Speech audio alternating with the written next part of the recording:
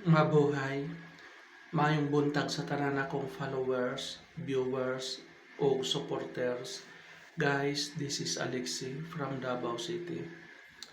Ah, Today, I am not feeling well. Parang gikalintura ko. So, I will be resting today. Nasa bahay lang ako guys. Naalang ko sa balay. Maybe dili ko ka-report sa office for work. Not feeling well ko.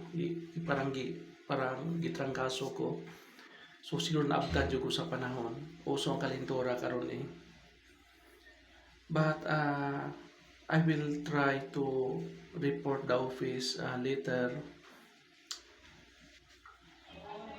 Not feeling well. Naalang ko sa comfort room na ako guys. Nag-rest.